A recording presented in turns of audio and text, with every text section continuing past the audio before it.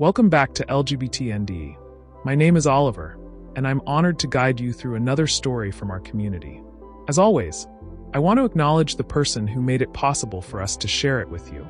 This story comes from the work of Dr. Liz Dale and appears in her book Crossing Over and Coming Home, a collection of LGBTQ and non-gay near-death experiences. Dr. Dale has spent decades gathering and preserving these narratives, ensuring that queer voices are represented in the larger NDE conversation. You'll find a link to her book in the description below. We've also included a link to our shared LGBT NDE Facebook community, a gentle space where listeners can connect, reflect, and support one another. If you feel called to join us there, you're warmly invited. In today's episode, we share a rare and deeply moving account from someone who survived Guillain-Barré syndrome and encountered a realm unlike anything they had ever known. This is not a tunnel story.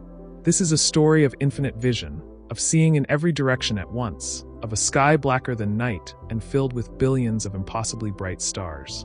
It is a story of being welcomed by loved ones who had already passed, not with words, but with pure presence, love, peace, and recognition. What you're about to hear is a reflection on consciousness beyond the body, on a light so intense that white is too small a word, and on the quiet transformation that followed. Our storyteller has always had a rich dream life, even precognitive dreams, but this experience stood apart, more vivid, more awake, more real than waking life itself. They share this story with care, discernment, and intention.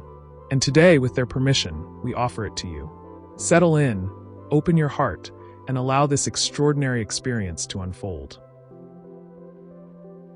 Although my NDE was a peak experience, the circumstances that caused the NDE, Guillain-Barré syndrome, were most unpleasant. During my NDE, I did not pass through a tunnel. I experienced seeing in all directions at once, the blackest sky with billions of the brightest stars in all directions. I was more conscious than I had ever felt before, but had no body. The stars increased in intensity until all was light. The people I saw during the experience had previously been deceased. They each welcomed me with a message of love and welcome, peace and happiness, but with no words, as I passed them each toward the increasing light. The light was billions of the brightest stars seen in all directions at once, and increasing in intensity until all was light. White is inadequate to describe the color, but the closest English word. I have not noticed a change in my dream life. My dream life has always been a very significant and meaningful part of my life. I always have had occasional precognitive dreams. The NDE was a much more conscious experience than either dreams or waking life. Since my NDE experience, my attitude, concept, and experience of spirituality have increased, but I have no interest in pursuing spirituality. I am cautious and careful about sharing my NDE experience. I share only with people who might appreciate it, and only in the right time and circumstances. I try not to waste energy by casting pearls before the swine. As we close this episode, take a moment to sit with what you've heard.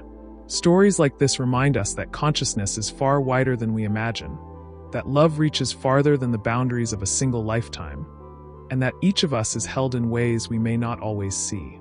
If this experience resonated with you, feel free to stay connected by liking, subscribing, or sharing this video with someone who might find comfort or meaning in it. And if you have your own story, near-death, spiritually transformative, or simply deeply human, this channel is a place where those stories are honored with care. Thank you for spending this time with us, for listening with an open heart, and for being part of a community that values truth, mystery, and compassion. You are loved, you are seen, and you belong in this life and the next.